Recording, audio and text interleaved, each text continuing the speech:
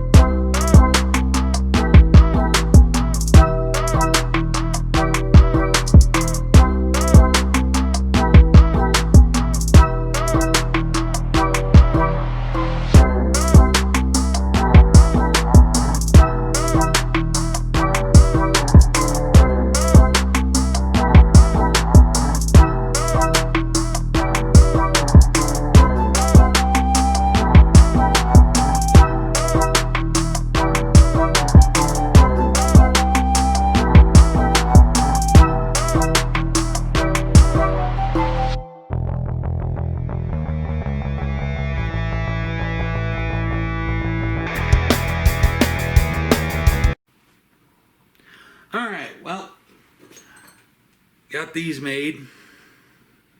You can see it if it'll focus. It's about the focus.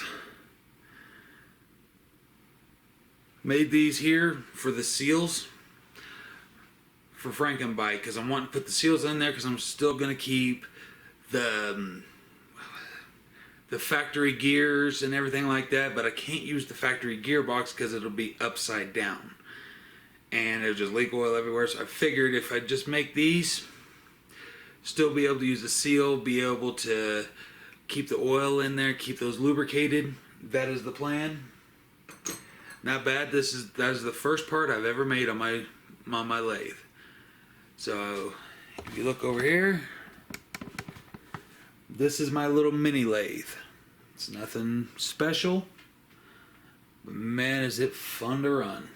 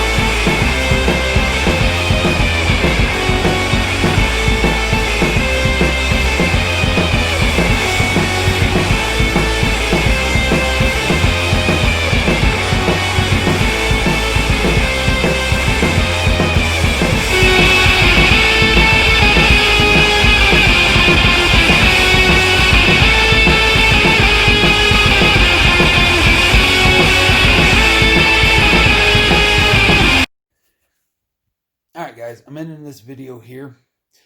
I hit a few snags.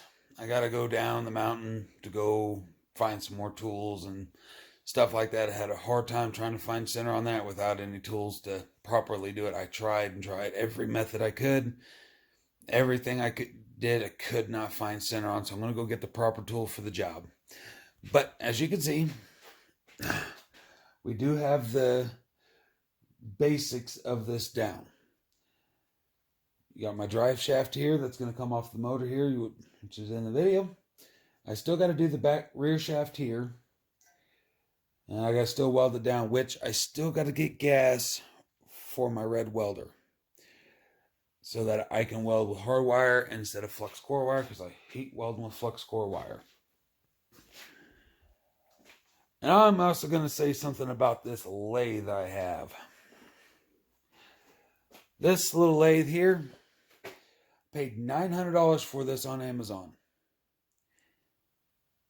And I'm going to tell you right now, if you're going to look into a lathe, spend some money, get a decent one. Yeah, I know $900 to me is like, oh, that should be decent, but it came with a lot of tools, whatever. The problem that I just had today was the bolts on this, down underneath here, up in here. They just fell out for no reason. They just fell out. Don't know why. Another problem I'm having is this here is not centered. I don't know what's going on there, but I can't get it centered right. I'm still working on that. It could be operational error. I don't know. But, I mean, this is one of the little tools I tried using to try to find center, but, yeah, couldn't do it. So, that's the next step, and what I'm going to do is turn this down. I got to turn that down to fit in the bearing. I got to drill a hole in there, like I did on the other one. Just set up here, like this. And I'm going to make a little metal dowel in there. That way it'll insert in there. That way it inserts together. And then it's going to have a taper on there so I can weld it together. A good bevel on there will make sure I got plenty of weld in there to hold that together with all the torque that this motor will produce. So, another thing I still got to do is I got to order new jugs for this to rebuild the motor. It's kind of hard to see because I got the head on here, but the piston on this side here, it's really, you can flop it around. You can see the piston ring in there, and it has no compression on this side. There's no compression in this cylinder. This cylinder looks good. This cylinder's bad, I do believe. So, put that on there. I got to get the exhaust stuff still. I'm going to build it out, and it's going to come down. The goal is, anyways, is when it sits down in here, the expansion chamber is going to come up, round, and then come back out the back. Which I still got to build the exhaust, all the exhaust pipe. I got to build the mufflers. Still got quite a bit of work to do, but I got to get the material. So, like I said, I'm going to end this video here, and thank you for watching, and see you on the next one.